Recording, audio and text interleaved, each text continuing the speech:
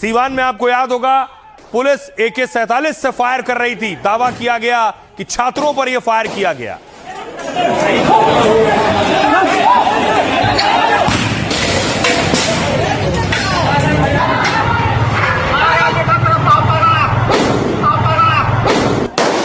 अब ये जो AK-47 थी, तेजस्वी यादव ने इस AK-47 को ही मुद्दा बनाया और इसी पर सवाल उठाए।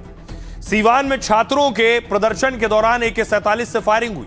पटना से लेकर दिल्ली तक इस मुद्दे पर विपक्ष ने घेरा। तेजस्वी ने सीवान SP के खिलाफ कार्रवाई की मांग की थी। इसके बाद सम्राट सरकार ने सीवान SP पर कार्रवाई की। सीवान SP पूरन झा का तबादला कर दिया गया। साथ ही सुप्रीम कोर्ट में राज्य सरकार ने इस पर पक्ष रखा। सरकार ने कहा कांस्टेबल प्रदर्शनकारियों से घिर गया था, तभी उसने AK-47 से 4 राउंड फायर किए, लेकिन कांस्टेबल अभिषेक पटेल ने गोलियां हवा में चलाईं। इस फायरिंग में एक भी शख्स घायल नहीं हुआ। फायरिंग करने वाले कांस्टेबल अभिषेक पटेल को सस्पेंड किया गया। सुप्रीम कोर्ट में फायरिंग के खिलाफ कई याचिकाएं दायर हुई हैं। बिहार सरकार ने इसी को लेकर कोर्ट में जवाब दिया था। 25 जुलाई को सीवान में प्रदर्शन के दौरान हालात बिगड़ गए थे। कोर्ट में सरकार ने कहा प्रदर्शन के दौरान पुलिस पर भी पथराव हुआ। इसमें सीवान के SP समेत 20 पुलिसकर्मी घायल हुए। घायलों में SP, 2 SDPO, 2 इंस्पेक्टर, 13 कांस्टेबल शामिल हैं। सुनिए प्रदर्शनकारियों को जो AK-47 नकली AK-47 लेकर, कार्डबोर्ड की AK-47 लेकर प्रदर्शन कर रहे थे, वो क्या कह रहे हैं। सत्ता जब जब डरता है पुलिस के आगे करता है। छात्रों के हक के लिए तेजस्वी जी को जेल जाना पड़े, गोली खाना पड़े, लेकिन छात्रों के हक की लड़ाई में ये लड़ाई हमारी जारी रहेगी। हम सरकार को कहना चाहते हैं स्टूडेंट उग्रवादी नहीं है जो कि AK-47 चलाते हैं। अगर जो चलाना ही है AK-47 तो बॉर्डर पे चलाइए। कहना चाहिए सरकार जो छात्रों पे AK-47 लाओ तो हम लोग हटेंगे। तुमने उनको गोली मारा था, बच गए। हमको जी बिल्कुल AK-47 नहीं चलेगी, नहीं चलेगी। छात्रों पे अन्याय नहीं चलेगी, नहीं चलेगी। युवाओं पर लाठी चार्ज करवाने का काम किए, जब उनसे मन नहीं भरा तो गोलियां चलवाने का काम किए। बिहार में नफरत फैलाने का काम कर रहे हैं। मैं सम्राट चौधरी जी को कह देना चाहता हूं कि नफरत से बिहार का कभी परिवर्तन नहीं हो सका। आज लोक भवन मार्च था राजद का, तो गांधी मैदान से शुरू करके इनकम टैक्स गोलंबर पे ख़त्म हुआ है। उसी के तहत जो अभी जो राजद का जो था उसमें से जो कुछ शीर्ष नेता थे उनका प्रिवेंटिव डिटेंशन हुआ था और उसके पश्चात में अभी लोक भवन से उनके ऊपर कोई केसेस भी दर्ज नहीं कोई केस इत्यादि दर्ज नहीं, ये केवल प्रिवेंटिव था। और अभी जो लोक भवन से समय मिला है तो जो डेलीगेशन है राजद का उसको लोक भवन में मिलाने के लिए लेके जाया जाए। बिहार में आखिर क्यों घमासान हो रहा था आज? छात्र आंदोलन में तेजस्वी को मौका दिखा है। अब देखिए आज तेजस्वी सड़क पर थे। RJD के कार्यकर्ता झंडा लिए, तिरंगा लिए प्रदर्शन कर रहे थे।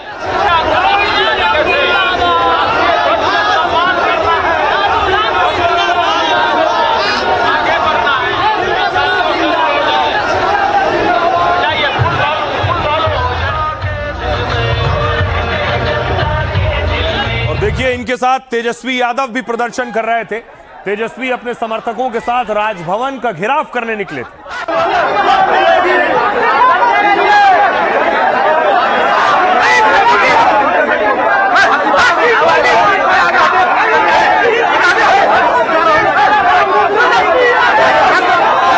और इस प्रदर्शन में एक चीज दिलचस्प थी, वो थी ये AK-47।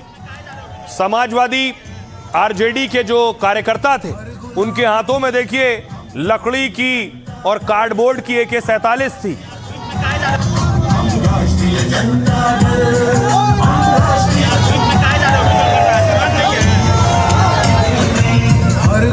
AK-47 क्यों थी मैं आपको आगे बताऊंगा, लेकिन देखिए बस में सवार होकर RJD के कार्यकर्ता राजभवन की तरफ मार्च कर रहे थे।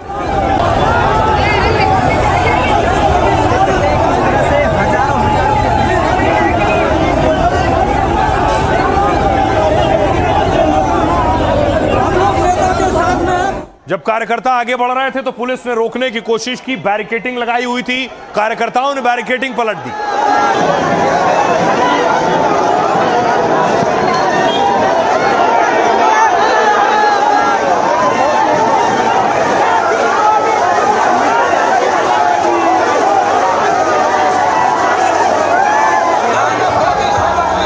और देखिए फिर पुलिस ने कार्रवाई शुरू की। पुलिस ने वाटर कैनन का इस्तेमाल किया, पानी की बौछार दागनी शुरू की कार्यकर्ताओं पर।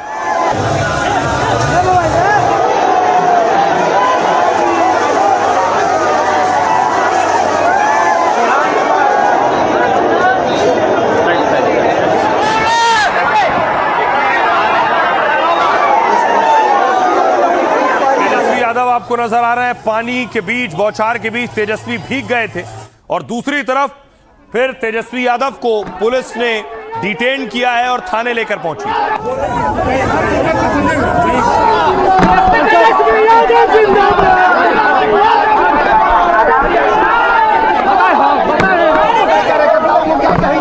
फौजी चाची सास सबको मंत्री और एमएलए एमएलसी बना दिया गया है।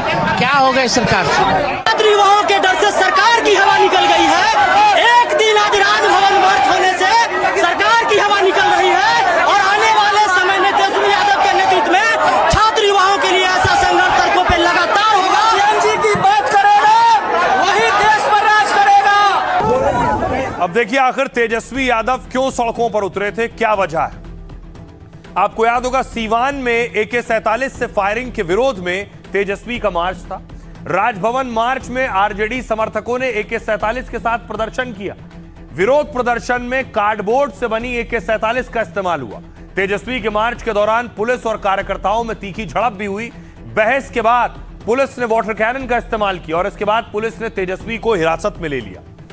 साथ ही राजभवन मार्च को रोक दिया। बाद में तेजस्वी को पुलिस ने रिहा कर दिया। तेजस्वी ने सम्राट चौधरी पर हमला बोला। मुख्यमंत्री इस पूरी घटना का जिम्मेदारी कब तय करेंगे? तेजस्वी ने पूछा आखिर गोली चलाने का आदेश किसने दिया था? दोषियों पर कार्रवाई के साथ छात्रों को न्याय की मांग की। जब तक न्याय नहीं होगा, बेरोजगारी खत्म नहीं होगी। तेजस्वी ने कहा उनका आंदोलन जारी रहेगा। तेजस्वी के मार्च में AK-47 कटआउट लहराने पर बीजेपी भड़क गई। संजय सरावगी ने कहा आरजेडी के डीएनए में आपराधिक छवि है। AK-47 लहराकर आरजेडी ने अपने जंगल राज की याद दिलाई है। डबल इंजन को ट्रबल इंजन बताए जाने पर पलटवार किया। आरजेडी की डिफेक्टिव इंजन सरकार हटाकर जनता ने डबल इंजन सरकार बनाई है। सुनिए क्या कुछ कहा इस प्रदर्शन के बाद सियासतदानों। लाठी चलाए, गोली चलाए, हम लोग लड़ते रहेंगे। जनता के हक अधिकार के लिए लड़ाई लड़ेंगे। इससे डरता कौन है? जहां भी रहेंगे लड़ाई लड़ेंगे। आगे लड़ाई जारी रहेगी, लड़ेंगे हम लोग। सम्राट से कौन डरता है? अगर उसमें हिम्मत होती तो खुद हथकड़ी लेकर के सामने खड़ा होता। छुपा हुआ है बिल में। जब मुख्यमंत्री और देश के गृह मंत्री ने आदेश दिया तो कार्रवाई किस पे होगी? उनके आदेश पे हुआ। यहाँ लाए डिटेन करके और सबका नाम वाम सब पता वता सब ले लिए हैं। बायोडाटा हम लोग अपना सब जमा करा दिया है और उसके बाद हम लोग को छोड़ दिया गया है। आम जनता ने इनको रिजेक्ट कर दिया। राजद का लगभग बिहार से सुपड़ा साफ हो गया। इनको बिहार से कोई मतलब नहीं, महीनों दिन बिहार से गायब रहते। ये तेजस्वी का राजनीतिक कैरियर बचाओ मार्च है और छात्रों का मामला था तो 25 दिन तक झारखंड में इनको सरकार का समर्थन है, इनके मंत्री हैं, वहां मार्च करना चाहिए था। इनको कोई चिंता थी छात्रों की? कोई चिंता नहीं। अभी आप लोग को डिटेन कर लिया गया मनोज जी? अभी उसी प्रक्रिया के तहत लोग जा रहे हैं। उसी प्रक्रिया के तहत लोग जा रहे हैं। आप लोग पर वाटर कैनन भी चला, कई कार्यकर्ताओं पर लाठी। नहीं, वाटर कैनन भी खत्म हो गया था क्योंकि आंख का पानी भी खत्म है सरकार की। सरकार तब तक कई कदम उठा चुका छात्रों के हित में। यह सरकार सजगता से काम कर रही है। यहाँ गैर जिम्मेवार विपक्ष का नेता जब अपने पैरों तले जमीन खिसकता देख रहा है तो ये सब मार्च का नाटक नौटंकी हो रहा है। ये उपद्रवियों का मार्च है। अब सोचिए जरा AK-47 लेकर आखिर आरजेडी समर्थक प्रदर्शन क्यों कर रहे थे जो कार्डबोर्ड से बनाई थी? उसके पीछे वजह ये सीवान में आपको याद होगा पुलिस AK-47 से फायर कर रही थी। दावा किया गया कि छात्रों पर यह फायर किया गया।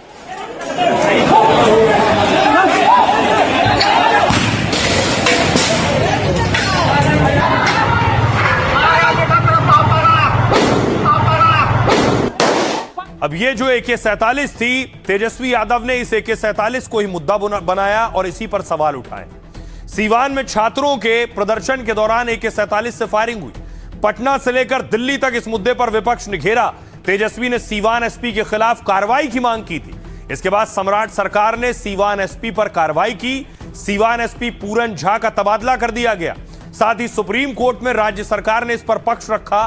सरकार ने कहा कांस्टेबल प्रदर्शनकारियों से घिर गया था, तभी उसने AK-47 से 4 राउंड फायर किए, लेकिन कांस्टेबल अभिषेक पटेल ने गोलियां हवा में चलाई।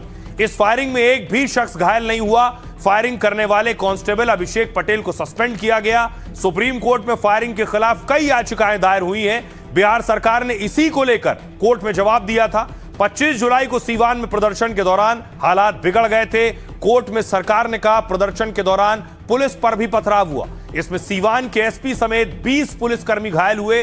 घायलों में एसपी, 2 एसडीपीओ, 2 इंस्पेक्टर, 13 कांस्टेबल शामिल हैं। सुनिए प्रदर्शनकारियों को जो AK-47 नकली AK-47 लेकर, कार्डबोर्ड की AK-47 लेकर प्रदर्शन कर रहे थे, वो क्या कह रहे हैं। सत्ता जब जब डरता है पुलिस के आगे करता है, छात्रों के हक के लिए तेजस्वी जी को जेल जाना पड़े, गोली खाना पड़े, लेकिन छात्रों के हक की लड़ाई में ये लड़ाई हमारी जारी रहेगी। हम सरकार को कहना चाहते हैं स्टूडेंट उग्रवादी नहीं है जो कि AK-47 चलाते हैं। अगर जो चलाना ही है AK-47 तो बॉर्डर पे चलाइए। ताना चाहिए सरकार जो छात्रों पे AK-47 लाओ तो हम लोग हटेंगे। तुमने उनको गोली मारा था, बच गए। हमको जी बिल्कुल AK-47 नहीं चलेगी, नहीं चलेगी। छात्रों पे अन्याय नहीं चलेगी, नहीं चलेगी। युवाओं पर लाठी चार्ज करवाने का काम किए हैं। जब उनसे मन नहीं भरा तो गोलियां चलवाने का काम किए हैं। बिहार में नफरत फैलाने का काम कर रहे हैं। मैं सम्राट चौधरी जी को कह देना चाहता हूं कि नफरत से बिहार का कभी परिवर्तन नहीं हो सकता। आज लोक भवन मार्च था राजद का, तो गांधी मैदान से शुरू करके इनकम टैक्स गोलंबर पे ख़त्म हुआ है। उसी के तहत जो अभी जो राजद का जो था उसमें से जो कुछ शीर्ष नेता थे उनका प्रिवेंटिव डिटेंशन हुआ था, और उसके पश्चात में अभी लोक भवन से इनके ऊपर कोई केसेस भी दर्ज नहीं कोई केस इत्यादि दर्ज नहीं, ये केवल प्रिवेंटिव था। और अभी जो लोक भवन से समय मिला है तो जो डेलीगेशन है राजद का उसको लोक भवन में मिलाने के लिए लेके जाया जाए।